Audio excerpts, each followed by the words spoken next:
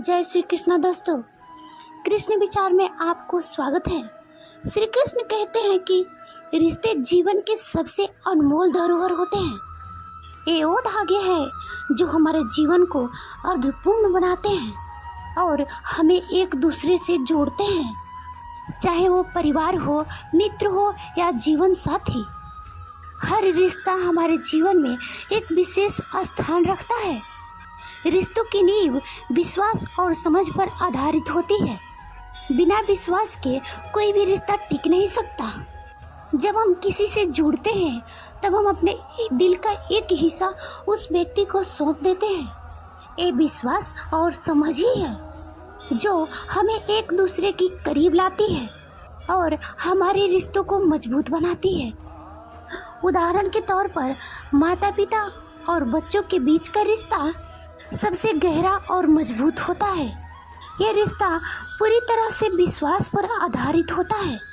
माता पिता अपने बच्चों पर विश्वास करते हैं और बच्चे भी अपने माता पिता पर निर्भर रहते हैं। विश्वास उन्हें एक दूसरे के और करीब लाता है और उनके रिश्तों को मजबूत बनाता है।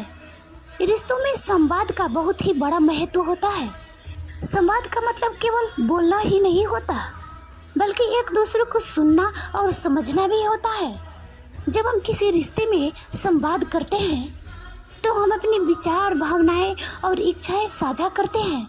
ये संवाद हमें एक दूसरे को समझने में मदद करता है और रिश्तों को और भी गहरा बनाता है। बहुत बार रिश्तों में गलतफहमियां आ जाती है और ये गलतफहमियां रिश्तों में दरार डाल देती है। ऐसी स्थिति में संवाद वो माध्यम है जिससे हम अपने रिश्तों को बचा सकते हैं। एक छोटे से कस्बे में एक परिवार रहता था। उस परिवार में माता पिता और उनके 2 बच्चे थे। उन लोगों का जीवन सामान्य था, लेकिन समय के साथ साथ माता पिता के बीच संवाद की कमी होने लगी। माता पिता अपने काम में व्यस्त रहते और बच्चों के साथ भी ज़्यादा समय नहीं देते। धीरे धीरे परिवार के सभी सदस्य एक दूसरे से दूर होने लगे क्योंकि उनके बीच बातचीत कम हो गई थी। माता पिता सोचते थे कि बच्चे उनकी भावनाओं को समझते होंगे और बच्चे ये मानते थे कि उनके माता पिता के उनको समस्याओं को पता है, लेकिन असल में किसी के पास ये जानने का समय नहीं था कि दूसरे के मन में क्या चल रहा है। एक दिन बच्चे किसी बात से बहुत परेशान हो गए, लेकिन उन्होंने अपने माता पिता को कुछ नहीं कहा। दूसरी तरफ माता पिता भी काम के तनाव से गुजर रहे थे, लेकिन बच्चों से उन्होंने भी कुछ नहीं कहा। धीरे धीरे घर का माहौल तनावपूर्ण हो गया और हर कोई अकेलापन महसूस करने लगा। एक दिन परिवार में अचानक एक बड़ी बहस हो गई। ये बहस छोटी सी बात से शुरू हुई, लेकिन उस बहस में हर कोई अपने दिल के भड़ास निकालने लगा। बच्चों ने अपने माता पिता को बताया कि वो कितने अकेले और अनसुना महसूस करते हैं और माता पिता भी अपने चिंताओं और परेशानियों को साझा किया। उस दिन के बाद से उन्होंने महसूस किया कि एक दूसरे से उन्होंने बात करना ही बंद कर दिया था, जिससे सारे रिश्ते कमजोर हो गए थे। परिवार के सारे सदस्य इस बात को समझे कि संवाद की कमी ने हमें एक दूसरे से दूर कर दिया था। उन्होंने तय किया कि अब नियमित रूप से एक दूसरे से खुलकर बात करेंगे, अपने मन को बातों को साझा करेंगे और एक दूसरे की बातों को ध्यान से सुनेंगे। इसके बाद परिवार का माहौल बदल गया। सभी एक दूसरे से ज़्यादा जुड़ाव महसूस करने लगे और उनके बीच के प्यार और सम्मान बढ़ गया। वो समझ गए थे कि संवाद ही वो कड़ी है जो उनको रिश्तों को मजबूत बना सकती है और हर समस्या का समाधान संवाद से ही निकलता है। रिश्ते में सहनशीलता और धैर्य का बहुत ही बड़ा योगदान होता है। जब 2 लोग एक दूसरे के साथ जीवन बिताते हैं तो उनके बीच मतभेद होना स्वाभाविक है, लेकिन उन मतभेदों को सुलझाने के लिए सहनशीलता और धैर्य आवश्यक है। जब आप किसी रिश्ते में सहनशीलता दिखाते हैं तब हम दूसरे व्यक्ति को कमियों और कमजोरियों को समझते हैं, उन्हें स्वीकार करते हैं और ये स्वीकृति ही रिश्तों को मजबूत बनाती है। माफ़ी और माफ़ करने का रिश्तों में विशेष महत्व होता है। कोई भी रिश्ता पूर्ण नहीं होता, हर रिश्ते में गलती की गुंजाइश होती है। ऐसी स्थिति में माफी मांगना और माफ करना ही वह साधन है जिससे हम अपने रिश्तों को बचा सकते हैं। जब हम माफी मांगते हैं तो हम अपनी गलतियों को स्वीकार करते हैं और अपने रिश्तों को बेहतर बनाने की कोशिश करते हैं। इसी तरह जब हम किसी को माफ करते हैं तब हम उस व्यक्ति को दूसरा मौका देते हैं और उसके साथ बने अपने रिश्तों को नई शुरुआत देते हैं। माफी और माफ करना ही वह गुण है जो हमारे रिश्ते को दीर्घ और अस्थायी बनाते हैं। प्रेम और स्नेह किसी भी रिश्ते को आत्मा होती है। बिना प्रेम और स्नेह के कोई भी रिश्ता जीवित नहीं रह सकता। जब हम किसी से प्रेम करते हैं तो उस व्यक्ति को दुख और खुशियों में सहभागी बनते हैं। ये प्रेम ही है जो हमें एक दूसरे से जोड़ता है और हमारे रिश्तों को गहरा बनाता है। ईमानदारी भी किसी रिश्ते की सबसे बड़ी मजबूत नींव होती है। जब हम किसी से ईमानदारी से पेश आते हैं तो हम उस रिश्ते में विश्वास और भरोसा का नींव रखते हैं। ईमानदारी न सिर्फ हमारे रिश्तों को मजबूत बनाती है बल्कि ये हमें भी अंदर से मजबूत बनाती है। हर रिश्ते में उतार चढ़ाव आते हैं और ऐसे में ईमानदारी हुई वह गुण है जो हमें उस चुनौतियों को सामना करने में मदद करता है। जब हम अपने रिश्ते में ईमानदार होते हैं, एक समय की बात है, रामू और श्यामू दोनों एक अच्छे दोस्त थे। दोनों एक ही गांव में रहते थे। बचपन से साथ साथ खेले, पढ़े और बड़े हुए। उनके बीच गहरी दोस्ती थी, एक दूसरे पर पूरा भरोसा करते थे। एक दिन रामू को अपने परिवार की आर्थिक स्थिति सुधारने के लिए शहर जाना पड़ा। जाने से पहले उसने श्यामू से कहा, श्यामू, मैं कुछ पैसे छोड़कर जा रहा हूँ, इन्हें संभाल कर रखना। कभी जरूरत पड़े तो मैं वापस आऊँगा तो ले लूँगा। श्यामू ने ईमानदारी से रामू का पैसा संभाल लिया और उसे सुरक्षित रख दिया। कुछ सालों बाद रामू वापस गांव आया और काफी बदल चुका था। उसके जीवन में बहुत सी कठिनाइयां आई थी। वह जब श्याम से मिला तो श्यामू ने तुरंत वह पैसा लौटा दिया जो रामू ने उसे दिया था। रामू ने पैसे लेने से इनकार कर दिया और कहा, श्यामू, तुमने इन पैसों को इतने सालों से संभाल कर रखा था, इसका मतलब है तुम सच्चे दोस्त हो। लेकिन मैं इस पैसे को अब नहीं ले सकता। मैंने शहर में बहुत मेहनत की, अब मेरे पास पर्याप्त पैसे हैं, ये पैसा तुम रख लो। श्यामू ने रामू की बात सुनकर कहा, रामू, ये तुम्हारा पैसा है, मैं इसे नहीं रह सकता। मैंने सिर्फ ईमानदारी से संभाल कर रखा था। दोस्तों, दोस्ती में ईमानदारी सबसे जरूरी होती है। अगर तुम ये पैसा नहीं लोगे तो मैं अपनी ईमानदारी पर शक करूंगा। रामू को श्यामू की बातों ने बहुत प्रभावित किया। उसने श्यामू को धन्यवाद किया और पैसा ले लिया। दोनों की दोस्ती और भी गहरी हो गई क्योंकि अब दोनों को समझ में आ गया था कि उनका रिश्ता सिर्फ पैसों पर नहीं बल्कि ईमानदारी और विश्वास पर आधारित है। रिश्तों में कद्र करना भी जरूरी है। जब हम रिश्तों की कद्र करते हैं तब हम उसे और मजबूत और अस्थायी बनाते हैं। रिश्तों का कद्र का मतलब है हम उन लोगों का सम्मान करें जो हमारे जीवन में है और उनके भावनाओं और आवश्यकताओं को ख्याल रखें। एक छोटे से गांव में एक व्यक्ति रहता था जो बहुत ही मेहनती था। वह दिन रात काम में जुटा रहता था। अब वो खूब सारा पैसा कमा लेगा तो उसका परिवार बहुत खुश रहेगा। वो अक्सर अपने दोस्त और अपने परिवार के साथ समय बिताने के बजाय अपने काम को प्राथमिकता देता था। वह व्यक्ति सोचता था कि एक दिन जब वह अमीर हो जाएगा तब वह अपने परिवार के साथ समय बिताएगा और अपने दोस्तों से मिलेगा।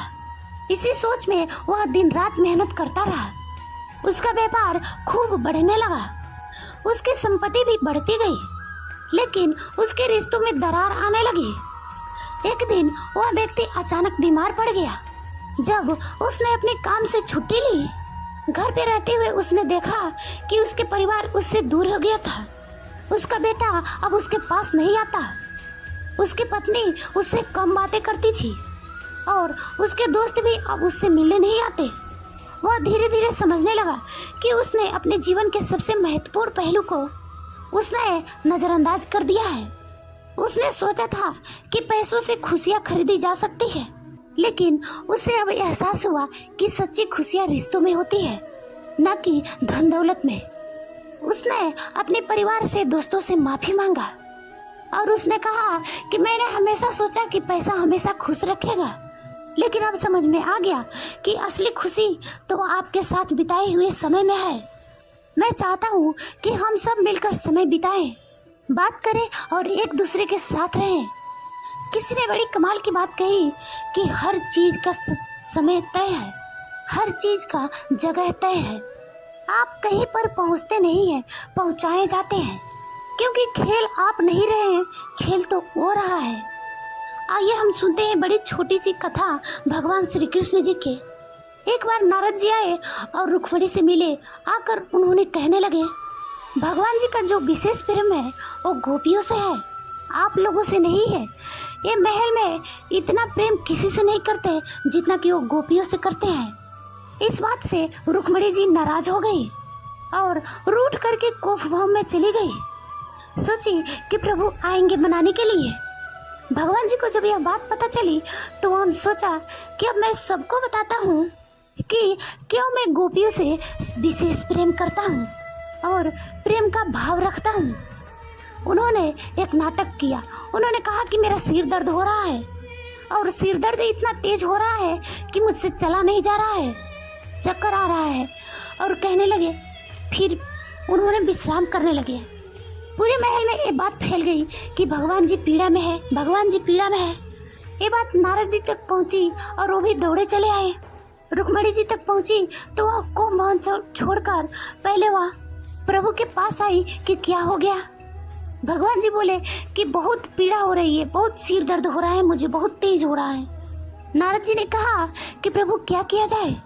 इसी बीच में सत्यभामा जो रानी थी उनकी, वो भी आ गई। सब परेशान हो रहे थे, पूछ रहे थे क्या किया जाए, वैद्य को बुलाया जाए। अनेक वैद्य को बुलाया जा रहा था, सबसे उपचार करवाएगा, लेकिन सिर दर्द ठीक नहीं हुआ।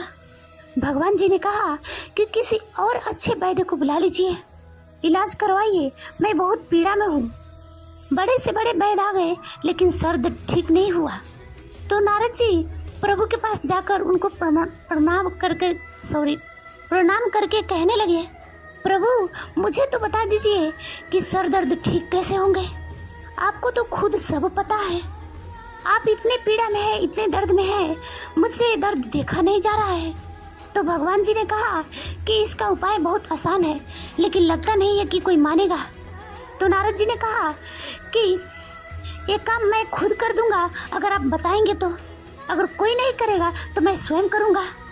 भगवान जी ने कहा कि मुझे बहुत पीड़ा हो रही है, बहुत दर्द हो रहा है, और उस दर्द का सिर्फ एक ही उपाय है कि कोई भी जो मुझसे विशेष प्रेम करता है अपने चरणों के धूल दे दे, मिट्टी दे दे, मेरे सिर पर लगा दीजिए। अगर किसी के चरणों का धूल मैं अपने सिर पर लगा लूंगा तो तुरंत मेरा सिर दर्द ठीक हो जाएगा। नारद जी ने कहने लगे कि प्रभु एक कैसा काम बता दिए, मुझसे तो कर नहीं सकता, मुझसे नहीं हो सकता। मेरे चरणों की धूल आपके सिर तक पहुंच जाए, ये हो ही नहीं सकता। तो प्रभु जी ने कहा कि किसी और से पूछ लो। नारद जी ने कहा कि उपाय बताए हैं भगवान जी ने। तो रुक्मिणी जी ने कहा कि क्या बताए हैं। तो उन्होंने बताया। तो रुक्मिणी जी ने कहा कि मैं तो नरक चली जाऊंगी, अगर मेरे चरणों की धूल भगवान के मस्तिष्क तक पहुंच जाए तो मैं नरक में चली जाऊंगी, ऐसा हो ही नहीं सकता। सत्यभामा जी के पास पहुंचे तो वह रोने लगी कि उन्होंने कहा नहीं, ये क्या बता रहे हो। नारद जी फिर से दौड़े चले आए और बोले कि भगवान कोई मानने को तैयार नहीं है। तो भगवान जी ने कहा कि तुम वृंदावन चले जाओ, गोपियों को कहना कि मैं दर्द में हूँ, सिर दर्द हो रहा है मेरा। ठीक इसी तरह से होगा और कोई उपाय नहीं है। जब वृंदावन पहुँचे तो वहाँ राधा जी और बाकी सारी गोपियाँ थी, विरह में थी, उदास थी। जब नारद जी आए तो नारद जी से उन्होंने पूछा कि कैसे हैं प्रभु जी। प्रभु उनके बारे में जानना चाहा तो नारद जी ने बताया कि वह पीड़ा में है, सिर दर्द हो रहा है, बहुत ज़्यादा सिर दर्द हो रहा है, और उसका उपाय यह है कि कोई जो उनसे विशेष प्रेम करता है वह अपने चरणों की धूल दे दे, वो अपने माथे पे लगा लेंगे, फिर सिर दर्द ठीक हो जाएगा। बिना देर किए राधा जी ने और सारी गोपियों ने कपड़ा बिछाया और बिना देर किए उन्होंने सारे उस पर नृत्य किया। और जो धूल उनके चरणों के उस कपड़े पे इकट्ठे हुए, उन्होंने उसको इकट्ठा करके दे दिया। ले जाइए, ले जाकर ये श्री कृष्ण के माथे पर लगा दीजिए। और बिना देरी किए नारद जी वहाँ से निकले और पहुँच गए वहाँ पर जहाँ पर भगवान श्री कृष्ण जी थे। फिर जाकर के वह कपड़ा था जो उनके सिर पर बांधा गया और कुछ ही क्षणों में उनका सिर दर्द ठीक हो गया। भगवान जी ने उस दिन सबको बताया कि क्यों गोपियों से अत्यधिक प्रेम रखते हैं। उन्होंने कहा कि वह निश्चल भाव रखती है, निश्चल प्रेम करती है मुझसे, कोई छल कपट नहीं है। वो ये भी नहीं सोचती कि कौन कितना प्रेम करता है, अपने मन से भक्ति करती है, सरलता है उनकी भक्ति में, इसीलिए मेरा उन पर विशेष स्नेह है। उन्होंने एक पल के लिए भी नहीं सोचा कि उन्हें नरक मिल जाएगा। उन्होंने ये सोचा कि प्रभु जो है पीड़ा में है, उनकी पीड़ा ठीक हो जाए। बहुत छोटी सी कथा जो आपको ये सीख देती है कि जीवन में किसी से अगर प्रेम करनी है तो सरलता के साथ कीजिए, संपूर्ण विश्वास उन पर रखिए। आप जो चाहते हैं जीवन में आपको अवश्य मिलेगा। कर दिखाओ ऐसा कि दुनिया करना चाहे आपके जैसा। जय श्री कृष्ण दोस्तों, आज के कृष्ण विचार में बस इतना ही। वीडियो अच्छी लगे तो लाइक करना, कमेंट करना और शेयर भी करना। नमस्ते दोस्तों, थैंक यू।